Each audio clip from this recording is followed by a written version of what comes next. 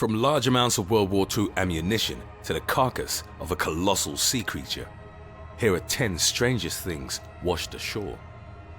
Before we begin, be sure to subscribe to They Will Kill You. Hit the like button and request any topics you'd like to learn about in the comments section below.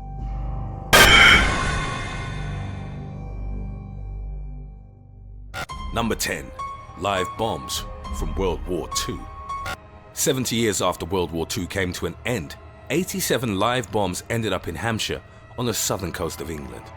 At the time of the discovery in 2011, the moon was closer to the Earth than it had been in almost 2 decades.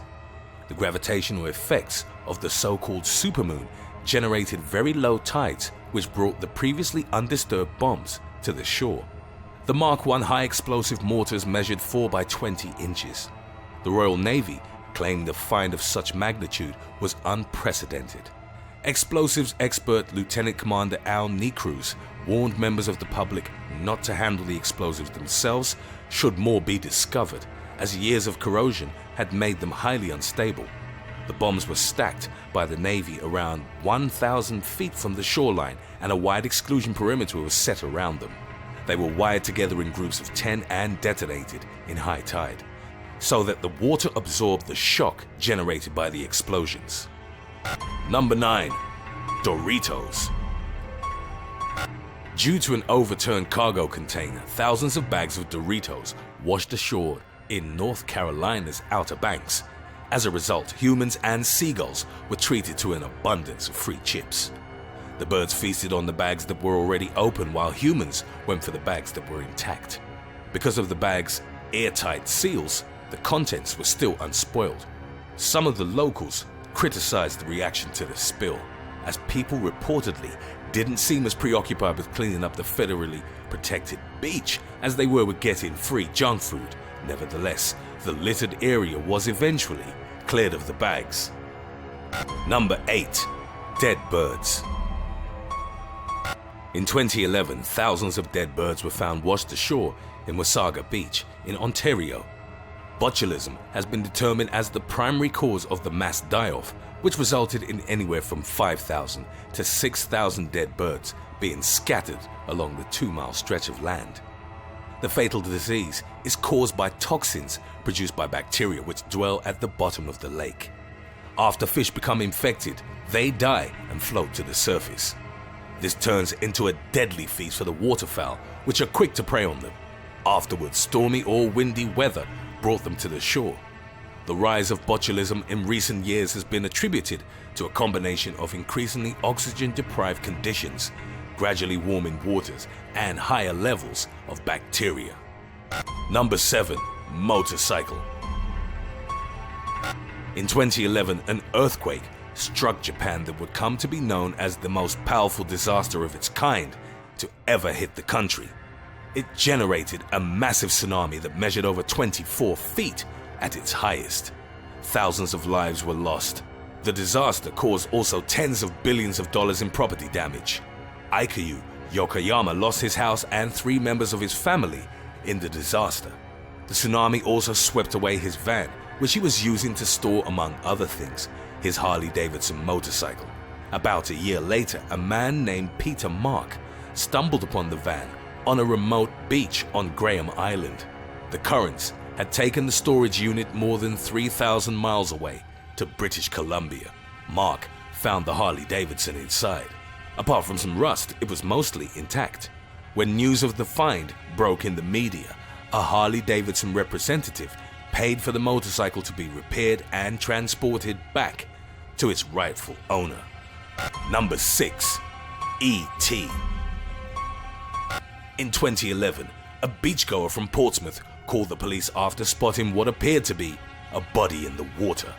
When they arrived at the scene, the authorities were shocked to find that it was actually a life-size E.T. replica, very much like the one from Steven Spielberg's movie. It had been taken from the house of Margaret Wells during a robbery. Wells' daughter had created the one-of-a-kind alien model as part of a stage makeup course. The replica eventually made its way back to Wells, who told a media outlet, "There's only one in the whole of England, and that is mine. I always knew E.T. would come home." Number 5. Friendly floaties. More than 2 decades after they fell off a cargo ship, children's bath toys are still turning up around the world. In 1992, a container with 29,000 friendly floaties, toys consisting of yellow ducks, red beavers, blue turtles, and green frogs, spilled into the North Pacific Ocean. From that point on, the buoyant bath toys have been found in Alaska, Scotland, Newfoundland, Hawaii, South America, Australia, the Atlantic Ocean, and even encased in Arctic ice. Some were even spotted floating over the site where the Titanic sank, 17,000 miles away from the spill. It's true that the 29,000 plastic pollutants can impact the ocean negatively, but in the time since they fell in the ocean, the toys have become unintentional educators. Oceanographers have tracked their movements and learned more about the currents of the North Pacific Gyre and the Great Pacific Ocean garbage patch found within. Number 4. Lego. On February the 13th, 1997, a huge quantity of Lego pieces fell off the Tokyo Express container ship. A huge wave, described by the captain as a once-in-a-100-year phenomenon, struck the ship and violently tilted it. As a result, 62 shipping containers full of 4.8 million pieces spilled into the ocean. Lego bricks have since been turning up on various beaches, particularly in Wales, Ireland, and southern England. Ironically, many of the pieces were nautically themed. Interestingly enough, this isn't the only strange phenomenon involving Lego washing ashore. Giant Lego sculptures have been sporadically found in the sea or on beaches ever since 2007. A Dutch sculptor and street artist who goes by the name Ego Leonard is known for making giant fiberglass replicas of Lego figurines. They usually weigh about 100 pounds and measure 6 to 8 feet in height. His works typically feature the words, "No real than you are," written in capitals on their torsos. The first Ego Leonard, as the giant sculptures have come to be known, was recovered from the sea near the Netherlands. Since then, Ego Leonard sculptures have been found on Brighton Beach in the UK, as well as on beaches in Florida and Los Angeles. One was even found floating on the Danube. The sculptures were placed in art museums or in front of landmarks. Number 3. Gigantic eyeball. In 2012, a man in Florida stumbled upon a gigantic eyeball that had floated onto the sand of Fort Lauderdale. Knowing that it might be of interest to someone from the Florida Fish and Wildlife Conservation Committee, he took it home and put it in his refrigerator. The eyeball, which was slightly larger than a softball, didn't belong to some colossal sea monster as it was initially reported. Wildlife authorities identified it as belonging to a very large swordfish, one that might have weighed almost 1,400 pounds. Finding a fully intact eyeball which has been separated from other body parts is exceptionally rare. There was evidence of clear, straight line cuts around the tissue, which means that someone had deliberately cut it out. Number 2. Bag of human hands.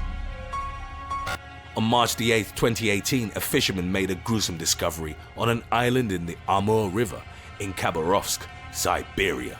He initially saw a human hand sticking out of the snow, and although startled, he kept searching the area, expecting to find a corpse. Instead, what he soon discovered washed ashore was a bag containing 54 severed human hands.